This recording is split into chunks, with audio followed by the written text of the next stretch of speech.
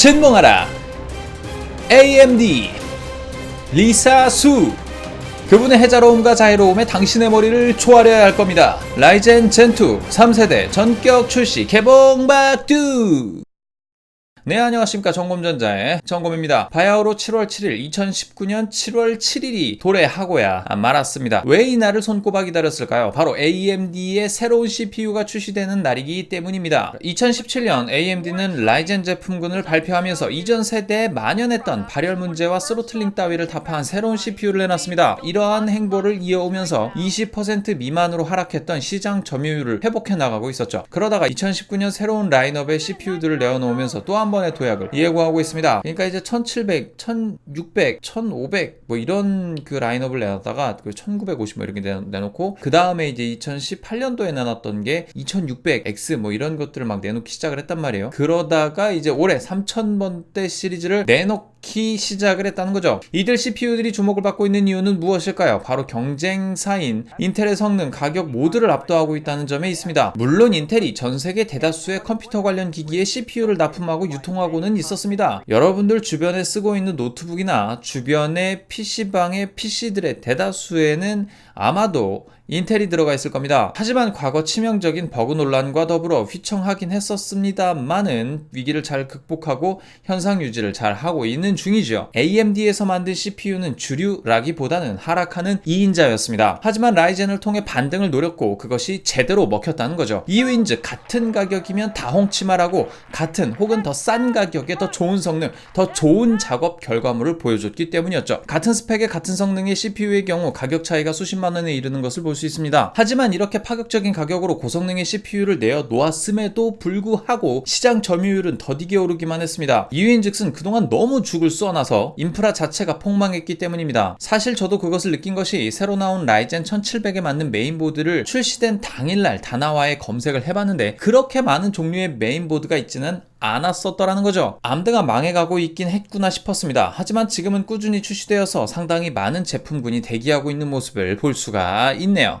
그리고 바로 다음에 소개할 바로 이 점 때문에 더욱더 이 AMD를 사랑할 수밖에 없게 되었네요. 바로 소켓입니다. 소켓은 CPU를 받아들이는 메인보드의 접촉부입니다. 보통 인텔은 각 세대마다 이 소켓을 다르게 디자인해서 소비자들을 엿먹였죠. 컴퓨터는 고가의 장비다 보니까 일부 부품만을 교체하여 5년에서 10년 정도 사용하는 일종의 가구 같은 물건이라고 보면 돼요. 저희 회사에서도 11년 된 워크스테이션이 아직도 돌아가고 있으니까요. 하지만 인텔은 성능을 업그레이드하려면 전체를 갈아엎어야 되는 상황을 만들었죠. 단순히 우리가 흔히 보고 있는 이 i 시리즈만 해도 i3, i5, i7 이런 것들 있잖아요. 이런 것들만 해도 거의 각 세대별로 소켓이 다른 것을 알 수가 있어요. 쉽게 말해서 작년에 산 CPU가 마음에 안 들어서 올해 새로 출시된 인텔의 CPU로 갈고 싶은데 소켓 호환이 안 돼서 메인보드까지 같이 사야 되는 상황이 된 거죠. 이 때문에 사람들에게 욕을 많이 먹었음에도 불구하고 정신을 못 차리고 쐐기를 받게 됩니다. 바로 9세대의 출시였습니다. 이 9세대는 1151핀, 그러니까 8세대와 핀수가 같음에도 불구하고 호환이 전혀 되지 않게 만들어놨어요. V2라는 이름을 붙여서 말이죠. 근데 그러면 이거 뭐 버전만 다른 거지 어쨌든 핀수가 똑같으니까 호환되는 거 아니야? 라고 생각하실 수도 있겠습니다만 천만의 말씀 만만의 콩떡입니다. 천만의 말씀 만만의 콩떡.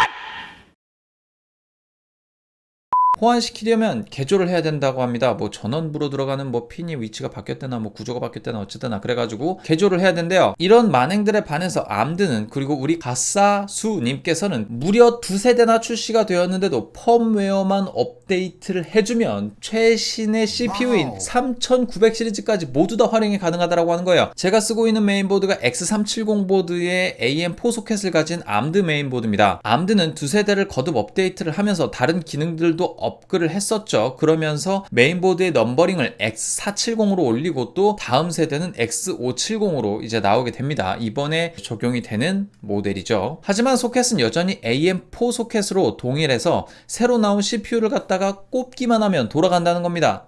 다만 펌웨어 업데이트는 꼭 해주셔야 됩니다. 바이오스 펌웨어 업데이트 있죠? 그건 꼭 해주셔야 돼요. 저는 컴 살 때 좋은 걸로 산다고 에이수스에서 나온 크로스에어 제품을 구매했습니다. 무려 크로스에어 6죠. 인텔 쓰시는 분들은 막시무스로 알고 계실 그 형제 제품입니다. 출시했을 당시에 메인보드 가격만 40만원이 넘어갔어요. 메인보드를 구매하시는 대부분의 분들의 어떤 평균 가격이 10만원대에 머물러 있는 것을 생각해보면 한 4배나 더 비싼 그러한 메인보드였습니다. 무지하게 비쌌죠. 인텔의 경우는 CPU 바꾸고 싶으면 매번 바꿨어야 할 이 고가의 제품을 암드는 3년이 넘어가도록 호환이 되도록 배려해주고 있다는 겁니다. 아무래도 제가 산 암드의 CPU가 라이젠 초기 버전의 1700이다 보니까 쓰면서 성능에 대한 아쉬움은 꾸준히 있었어요. 아니 물론 지금도 되게 잘 돌아가. 어마어마하게 잘 돌아가요. 게임을 뭐 어떻게 돌리든 뒤집어 돌리든 바꿔 돌리든 엎어 돌리든 뭐 미친듯이 돌리든 잘 돌아가. 방송도 잘 돼. 뭐 동영상 녹화도 잘 되고 다 잘 돼. 그럼에도 불구하고 바꾸고 싶은 거 있잖아요. 지랄하고 자빠졌네. 또 그리고 작업이 빨라질 것 같아. Nope. CPU를 업그레이드하고 싶었지만 재정 문제로 미루고 또 미뤘었습니다. 어디까지 되나 싶어서 기다렸는데 역시 가사수님께서 문제를 해결해 주셨어요. 이에 리사수가 답합니다. And I will say one more thing to all of you reviewers.